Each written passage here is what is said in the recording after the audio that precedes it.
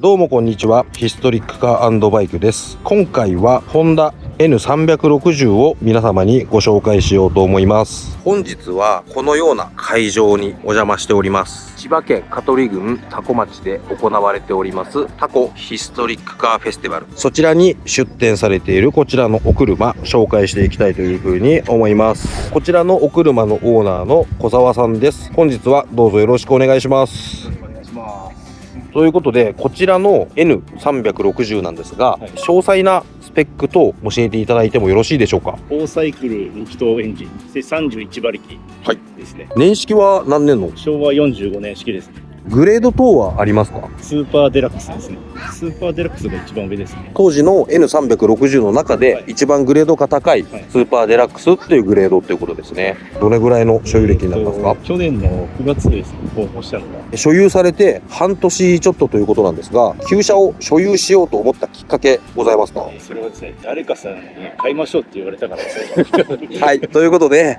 少しですね、縁起臭い部分がありましたがですね、当チャンネルの運営者、私のですね、仲間のお車でございます。私はですね、当チャンネル以外に別のチャンネルを運営していたりもします。その別のチャンネルの視聴者さん、そして仲間である小沢さんがですね、こちらのお車を購入されたということなので、当チャンネルでね、こちらのお車を紹介するという運びになりました。なので、最初はですね、少し硬いような導入になってしまいましたが、ここからは少し砕けてですね、お車紹介させていただこうと思います。はい、僕がですね、このチャンネルでも紹介しているフォルクスワーゲンのタイプ1、これを所有する前後あたりにですね、みんなも旧車を買おうよ、旧車に乗って遊ぼうよっていう呼びかけをしたところですね、スッと何の前触れもなく小沢さんがこちらの N360 購入されていたので、本日もですね、タコヒストリックカーフェスティバル参加されることを私自身知りませんでした。当日僕の活動拠点に佇むこの N360 を見てびっくりをしたっていう、はい、そういうストーリーがね、本日朝にあったりもします。はい、私が声をかけさせてもらって購入をしようかなっていうふうに考えていただいたっていうことだったんですが、 N360 を選んだ理由ですね、そういったところがもしあれば教えてください。スバル360と2台あったんですけど、はい、こっちの方が綺麗だったんで、こっちに購入しようと決めました、ね。じゃあもともとはスバル360、通称テントウムシですよね、はい、を購入しようかなみたいなところで、はい、お車を探されてたみたいなところは。そうですね。でその中でそのお車屋さんに行かれた際に、お店にあったこの N360 にある意味一目惚れして、そうですね、見させていただくととても状態がいいのがわかるかと思います。塗装もこれ完全オリジナルですよね。そうですね。ご自身で購入されてからカスタムされたり手直しされた場所っていうのはないです。もうこのままの程度極上の状態で、はい、実際にこのお車、はい、所有歴とかっていうのは大体分かってたりとかはするんですか？前の人が、はい、おじいさんの人がずっと所有してたっていうのは聞いたんですよ。はい、でもうなんか乗らなくなったからって言ってもう売りに出したみたいな、はい、その車がたまたま車屋さんに並んでいて、はい、ということはこちらの個体、はい、もしかするとワンオーナーでずっと所有されていた個体の可能性もあるんです。はい、下回りを覗かせてもらっても、車検前にシャシーブラック塗装されてるのかなとか、こういったところ塗装が一部剥がれてるところはありますが、とはいえですね、下回りもとても程度良好な状態を保っているのがわかるかと思います。エンジンを下回りから見た状態でもとても状態がいいのがわかるかと思います。オイルパン周りもこんな感じですね。現在、はい、当てにならないとはいえ、オドメーターの距離ちょっと見させてもらってもいいですか？はい、走行距離26,020、これ26万キロじゃないですよね。26,000キロということで、はい、これ内装もとても綺麗ですよね。下手すると12万キロではなく本当に2万キロの個体で新車からずっと屋根保管されていた可能性がある個体っていうことですよね。おそらく50年の歳月を経て、メッキもめちゃめちゃ光沢、僕の顔が映り込んでしまっていますが、メッキもめちゃめちゃ光沢が残っていて、ボディのツヤも、はい、このようにそのまま残っています。ここまで程度のいい N360、僕も初めて見たかもしれないです純正と変わってるところといえばホイールぐらいですか？ハンドルですかね。ステアリングですね、はい、外装で言うと変わってるところはまずホイールですね。ホイールがこれ円形の10インチになるんですかね、はい、当時物の円形のホイールもそうですけど、10インチのホイールっていうのは現代の車にはほぼなかったりするところなんで、実際今日何キロぐらいですか？片道85キロぐらいですね。そうですよね、はい、80キロ90キロの片道で自走で走ってこられたということなんですか何ら問題なく、はい、走行ができる、とても良好なコンディションを保っているお車という感じでございます。これミラーも当時の純正なんですかね、高段ミラーっていうんですかね、であったり、ヘッドライトもこれハロゲンに切り替わっていて、中には LED 仕込まれているというような状況。シールドビームだとやっぱり光量っていうところだったりもするってことですよね。やっぱ車検どうしても通らないということでハロゲンに変えられてたりします。ここの、フォグランプのように見えるものはちょっと触ってもよろしいですか？飾りなんですね。もしかしたら中にちょっと硬いものがあるので、もしかしたらフォグランプカバーかもしれないですが、現状は小沢さんは飾りとして認識してでもこのフォグランプカバー一番すごいのがついてるだけでちょっとおしゃれな雰囲気出ますよね。他のレンズ類もこう眺めて見てもらえばわかるんですが、ツヤ感がそのまま残ってるのがわかるかと思います。ちなみにこのシートカバーに関してはもうその陶器から、下手したらこれも新車からの可能性はちょっと触ってみていいですか？さすがにこれはないでしょうけど、おじいちゃんがずっと大事に所有されていたんだなっていうのが伝わってくる感じですね。このまま内装を活かしてもらおうと思うんですが、内装これは革ですか？すごい。当時じゃこのスーパーデラックスは運転席、助手席、後部座席も革だったんですね。これグレードによっては布のシートもあったりするんですかね？シートもどこか補修したような跡っていうのがほとんど見受けられないんですよね。ちょっとしたところですよね。覗き込んでいただいてもわかる通り、シートレールが当時のこの素地の色をそのまま残しているとか、ペダル周りのスプリングですね。一部錆が浮いてるものがあれど、スプリング周りが光沢を保ったままであるとか、こういったところを見ると、本当に走行2万キロでずっと屋根保管されていた個体なんじゃないかっていう信憑性が増してくる気がします。そして内装がとても綺麗です。これ本物のウッド調のパネルですよね。で、純正のラジオもついておりますが、音楽が聴けるようにデッキも下に隠すようについてるっていう形ですね。こうやって見てもらうと、モール類もとても綺麗なんです。こういったところもおそらくここにちょっと糊の跡が見受けられたりもしますが、前のオーナーさんがとても大事に少し垂れてきた時なんかは接着剤で付け直してなんていうところですごく丁寧にやっていたんだなっていうのがわかりますよね。こういったところを見てもやっぱオリジナルの塗装ですよね。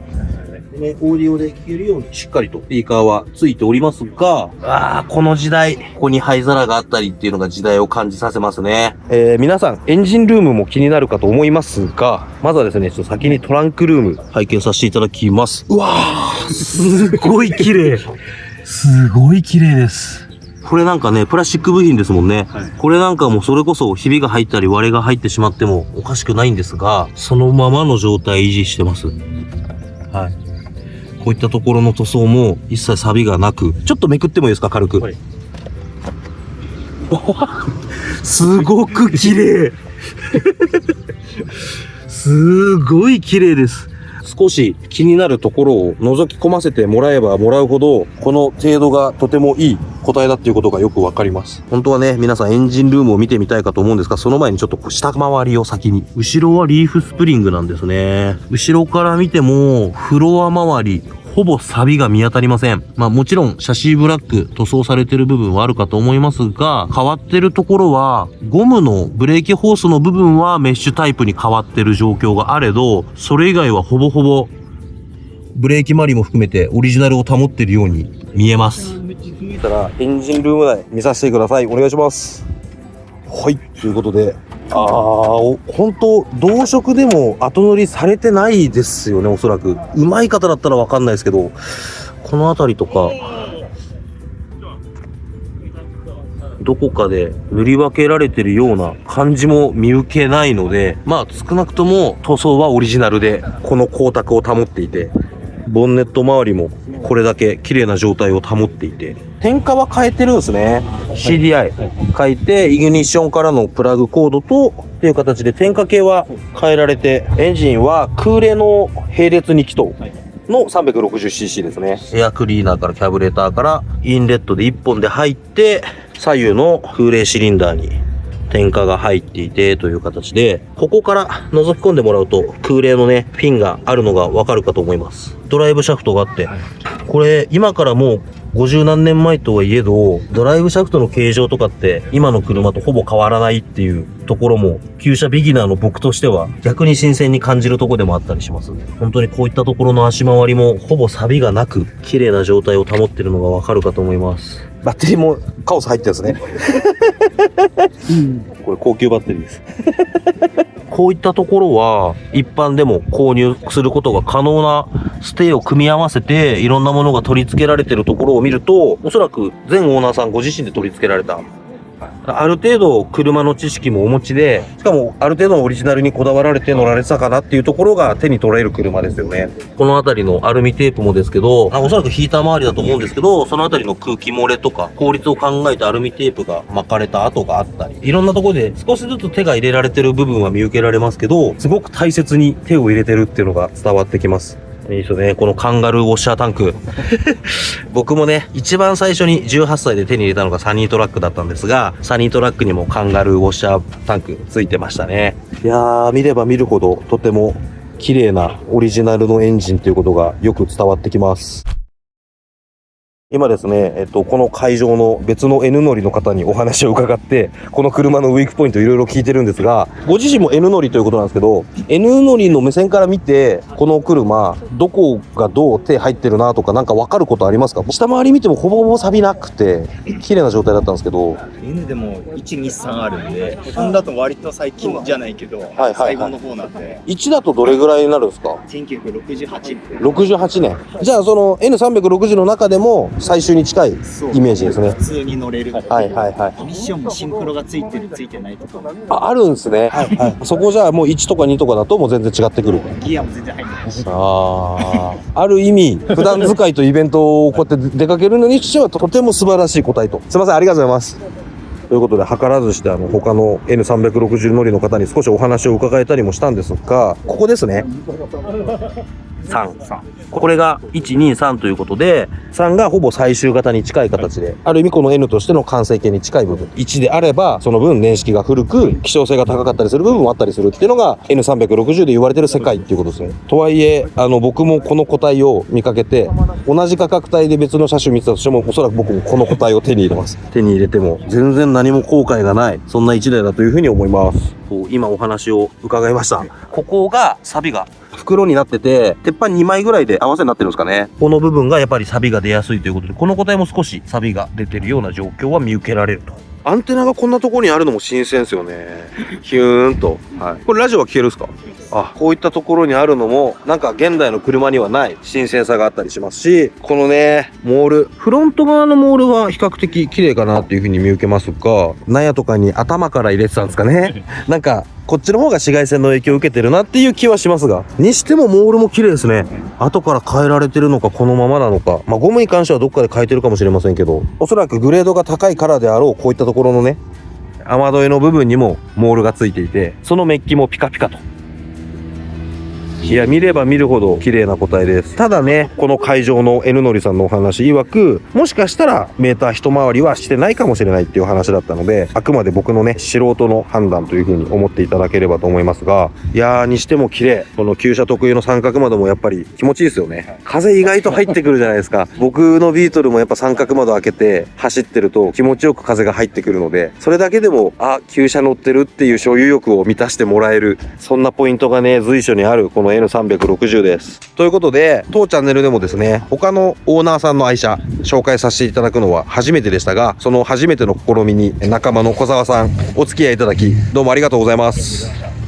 反響次第でですね、愛車の紹介をしていきたいと思いますので、この動画が楽しいと思った方、こういった企画を続けてほしい方がいらっしゃいましたら、ぜひとも動画の評価とコメントいただければと思います。小沢さん、本日はどうもありがとうございました。ありがとうございました。